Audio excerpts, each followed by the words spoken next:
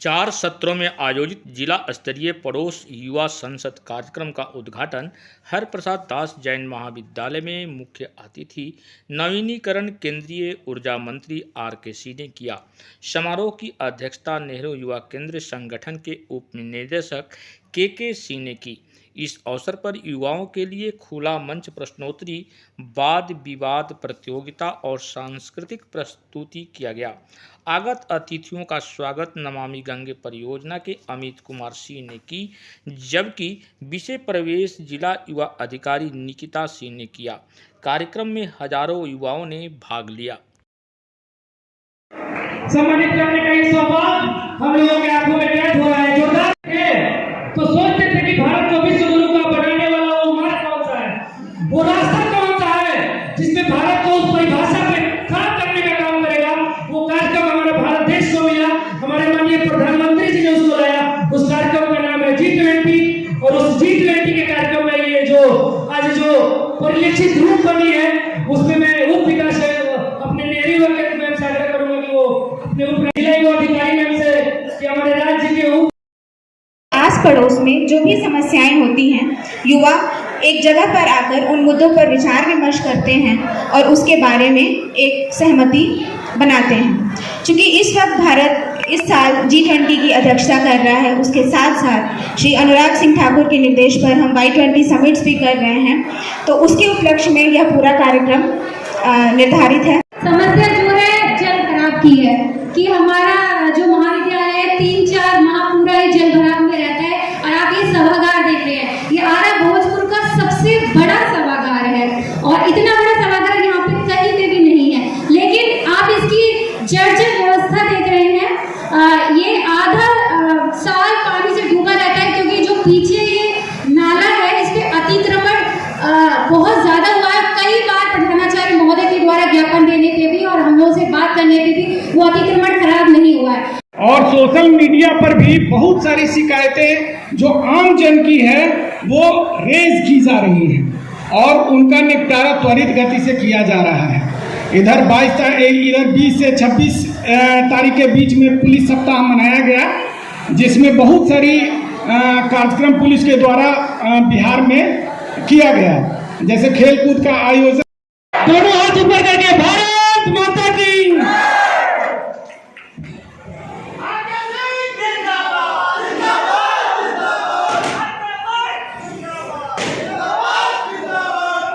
सिंह साहब,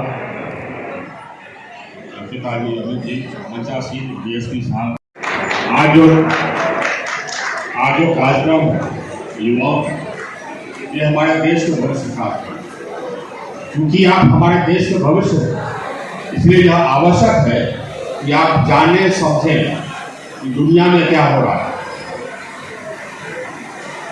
क्योंकि आगे चल करके इस देश को आप ही लोगों को चलाना है। इसलिए ये हमेशा जानकारी रखनी चाहिए कि दुनिया में क्या हो रहा है, हमारे देश में क्या हो रहा है। जब भी आप निर्णय करने की स्थिति में आएंगे तो आप सही निर्णय ले पाएंगे। हमारा देश पिछले 8-10 साल से काफी तेजी से प्रगति कर रहा है। आज के दिन में हमारा देश 2 किलोमीटर हमने ग्रिड जोड़ा। अब हम दूसरे देशों को भी ऊर्जा इलेक्ट्रिसिटी एक्सपोर्ट करते हैं। हमने हर गांव को, हर टोले को, हर घर को विद्युतीकृत कर दिया। 2 करोड़ 90 लाख घरों को हम लोगों ने विद्युतीकृत किया है। 2 करोड़ 90 लाख घरों। तो हमने जो ऊर्जा की समस्या है उसका हमने समाधान कर दिया। जो दुनिया कहती है ग्लोबल वार्मिंग, इसके लिए एनर्जी ट्रांजिशन, उसमें हम अग्रणी हो गए। हम लोगों ने कहा था 2015 में पेरिस में जो सभी देशों का सम्मेलन हुआ था कि 2030 तक हमारी बिजली उत्पादन क्षमता का 40% ऐसा हो जाएगा, नॉन रिन्यूएबल सोर्सेज से हो जाएगा, जिसको नवीकरणीय ऊर्जा कहते हैं, जिसमें कि कार्बन डाइऑक्साइड का एमिशन नहीं होता है।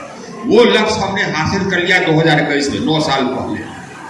आज हमारे ऊर्जा उत्पादन क्षमता का 42% नवीन और नवीकरणीय ऊर्जा से, जिससे कि कार्बन डाइऑक्साइड का एमिशन नहीं होगा 9 साल का। तो इस मामले में दुनिया से हम आगे ही है, पीछे नहीं।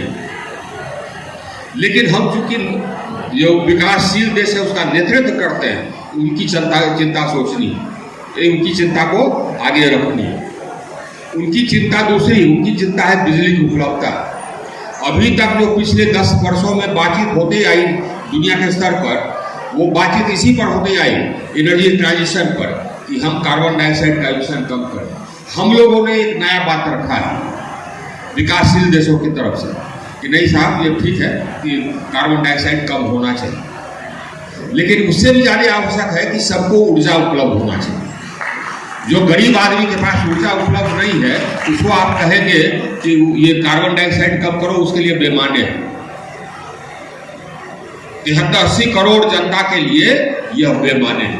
तो पहले जो हम लोग चर्चा करें G20 में, उसमें ये चर्चा करें, कॉप में एक कॉन्फ्रेंस ऑफ पार्टीज होता है जहां पर कि ये सब बात होता है, सभी देश उसके सदस्य हैं। इसमें तो 19 राष्ट्र और एक यूरोपियन यूनियन इसका सदस्य है।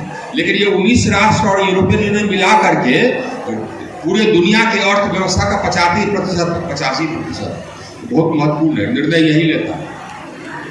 तो हम लोगों ने इसमें एक अलग बात रखी। हमने कहा है कि पहले हम लोग विकासशील देशों में जिन लोगों के पास बिजली पहुंची नहीं है, उसके बिजली पहुंचाने की बात का निर्णय है। उसके बाद फिर हम लोग कहें कि नहीं साहब, तो बिजली बननी चाहिए, तो बननी चाहिए नवीन या नवीकरणीय ऊर्जा।